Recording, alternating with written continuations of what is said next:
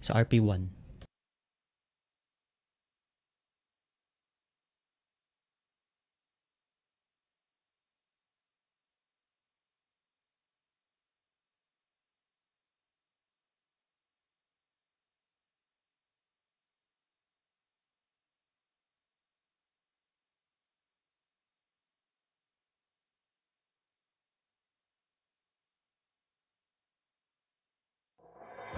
Front and Center.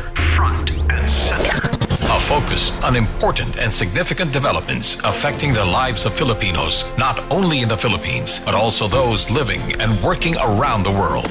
Join us in Front and Center. Front and Center. Here on Radyo Pilipinas World Service.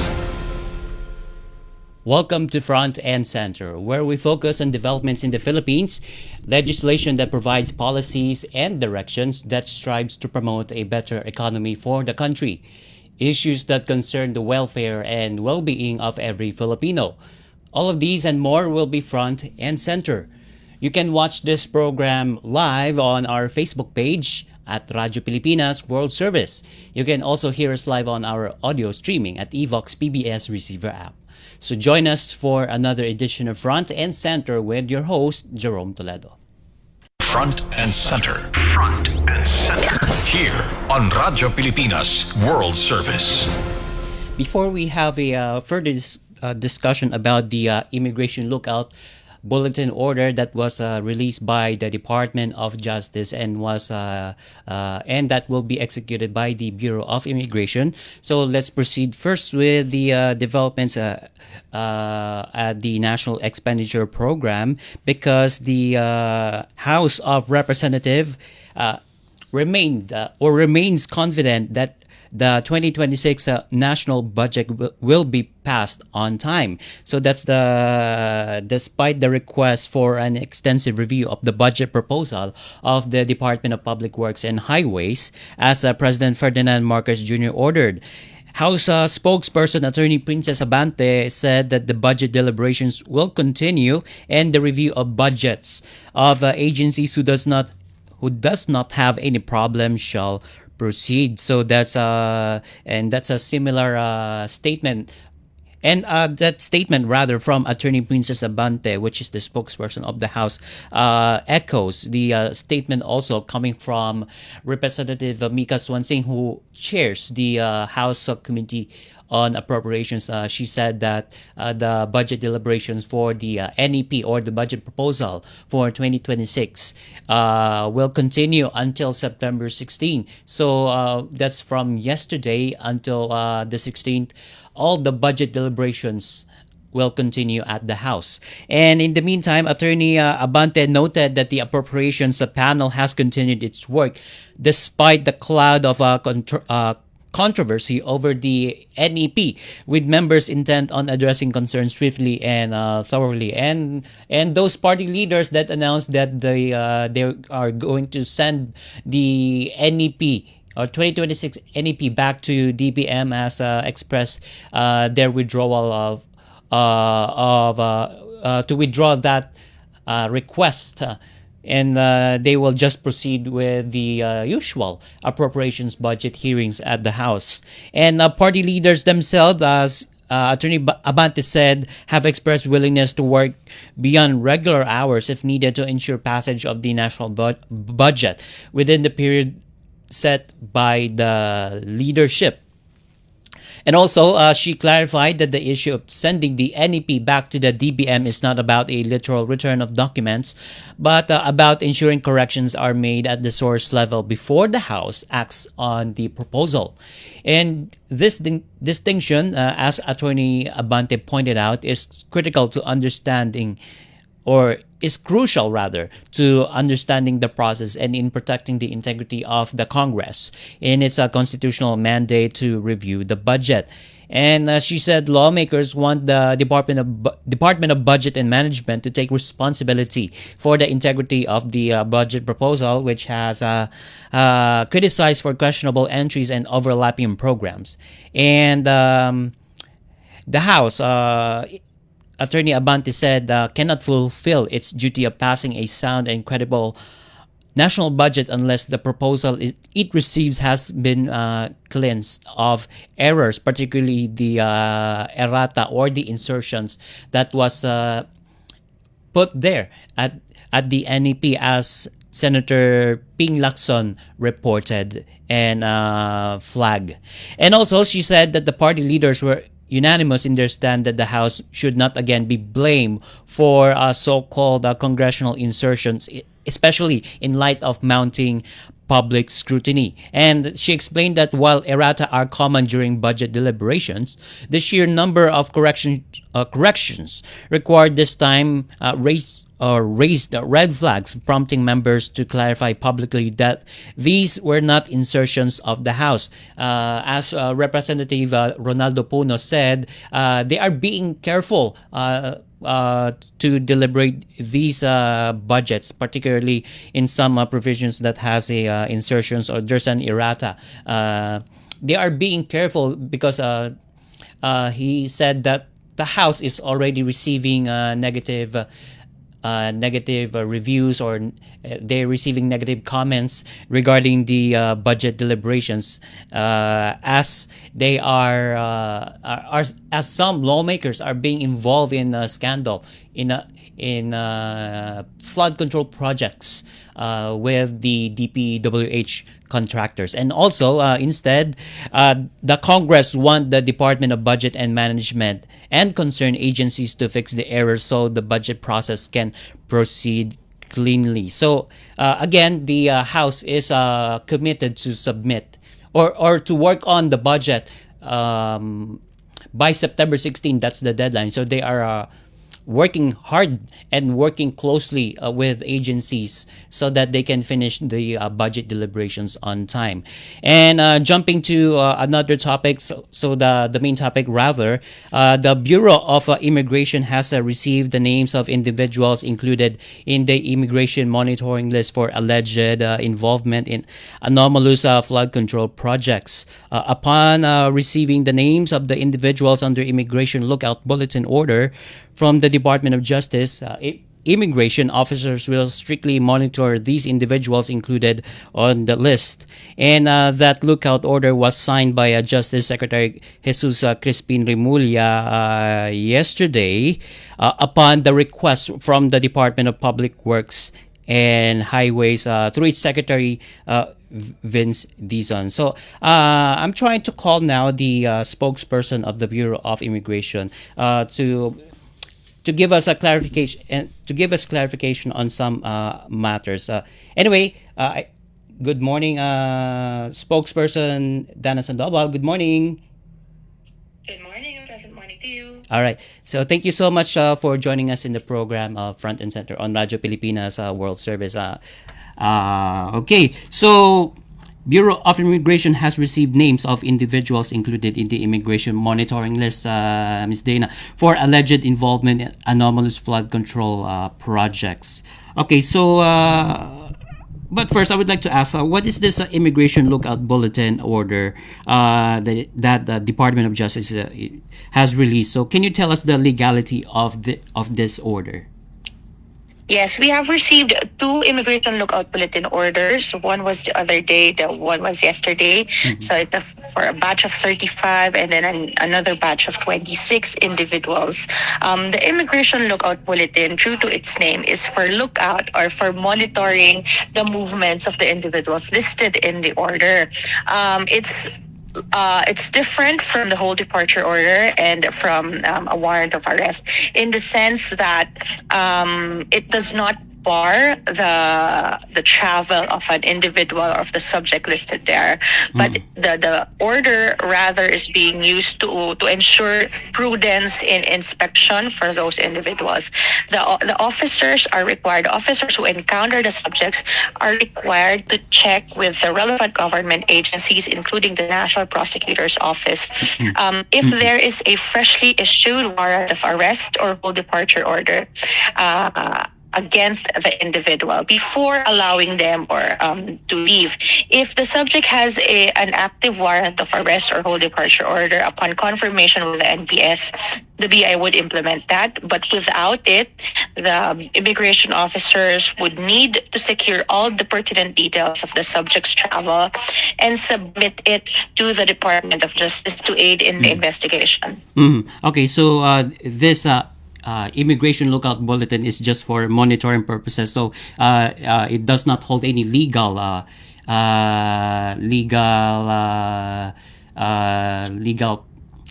context. Is that right, Miss Dana? Yes, no barring of travel, but more of prudence in terms of processing. So if the immigration officer sees something, a travel document missing or a return ticket not there, despite them leaving as tourists, it's a reason for the officer to bar the travel, but not because of it in itself, not because of a lookout bulletin in itself, but because of a different reason, like the whole departure order or a warrant of arrest. Okay, so whole departure order. So that's the thing, or that's an order wherein a traveler will be barred from leaving the country, while this lookout is just simply a monitoring. But anyway, so I understand that the 25 contractors, private contractors rather, are on the immigration lookout bulletin order. But how many government officials are included in this list, Ms. Dana? A lot. The first one had, I think, 6 or 7 individuals, because the first lookout bulletin had 35 names in it. The second one had 26 names. I think half of it are employees of the Department of Public Works and Highways, because the first one stemmed from the request of the Senate Blue Ribbon Committee, while the second one came directly from the DPWH and submitted to the Department of Justice. So the names really came from the internal list of the DPWH, forwarded to the Department of Justice, and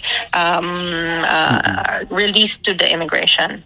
Okay, but I have a list of names here, actually, Ms. Dana, but that's a long list, rather. If I read it one by one, so that will take me like 5 minutes or so to run down the list. But anyway, so given those individuals mentioned in the ILBO, are these individuals in the country, still in the country? I can answer for the first one. For the first batch of 35, they're all in the country so far. The second batch of 26, we are in the process of securing the names and confirming their identities. Perhaps in the next few days, we'll be releasing a consolidated update on the travels of all the individuals listed in the lookout bulletin. Okay. So having said that, so is the Bureau of Immigration working now with law enforcement agencies, and as well as securities at the airport to monitor these individuals who are trying to leave the country? Upon receipt of the lookout bulletin, immediately it was encoded in our centralized database. So all this information and the order itself has been cascaded already to the different immigration officers in all international airport and the one international seaport that we are manning. All immigration officers have been informed of the procedures in terms of processing those in the lookout bulletin. But so far, the coordination remains inside immigration, not yet with other law enforcement agencies, because that is the limitation of the lookout bulletin. It's still a requirement for the... Ms. Dana? Okay, we're trying to establish our line again with Miss Dana. I think she's outside, but anyway, she's explaining about the role of the law enforcement agencies as well as securities at the airport in monitoring these individuals. first batch of the people who are trying under the ILBO are still in the country, as Miss Dana said. So the first batch of individuals under that list is still in the country, but the second batch of the individuals, as well as government officials and contractors, they are still checking it if those individuals are either still in the country or are they in abroad. So we don't have Miss Dana Sandoval yet on the line, but in the meantime, our technical team, so we'll have a short break. So as we try to establish our line with Miss Dana. But in the meantime, Front and Center will be right back after these short messages. Itinuloy na po natin ang zero balance billing. Libre po. Ibig sabihin, ang serbisyo sa basic accommodation sa ating mga DOH na ospital, wala nang babayaran ang pasyente. Po, ang dami pong challenge, hindi po namin alam kung saan namin kukunin, ganon, nag-iisip kung paano namin mababayaran. Siyempre po, masayang-masaya, super saya po dahil na zero billing po kami. Opo, malaking po talaga, malaking tulong po. Mabilis lang din po. Bayad na ang bill ninyo. Uulitin ko, wala nang kailangan bayaran ng pasyente basta sa DOH Hospital dahil bayad na po ang bill ninyo. Naiyak ako kasi sobrang saya. Maraming salamat po, Mr. President Bongbong Marcos Jr. Hindi kami nagkamali ng taong ihinalal.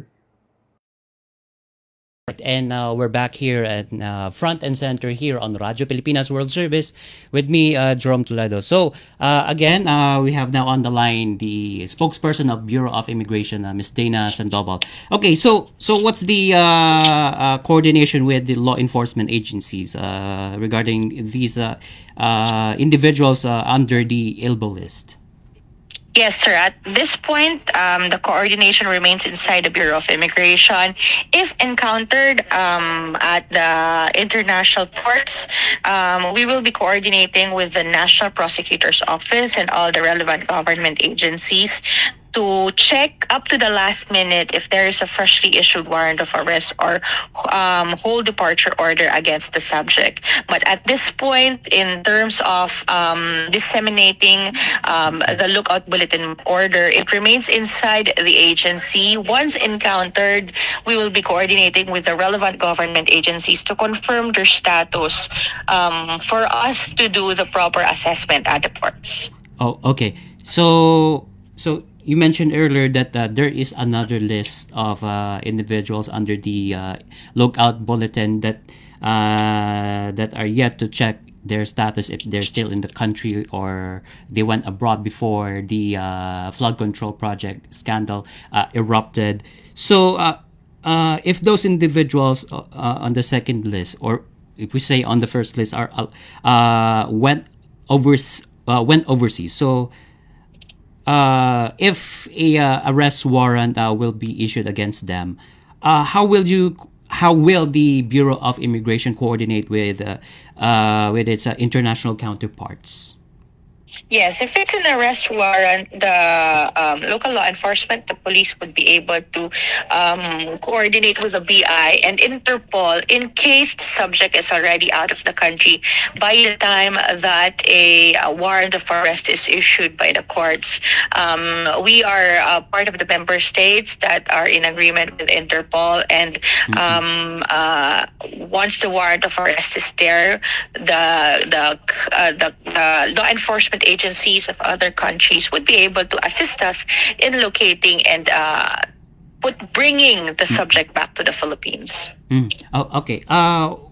Just one question, a follow-up question, Ms. Dana. So, if the Senate or House will issue an arrest warrant against these individuals, for example, if a contractor or a government official included in that list is now on abroad, and the congressman will issue a arrest order against them. So will the Bureau of Immigration comply?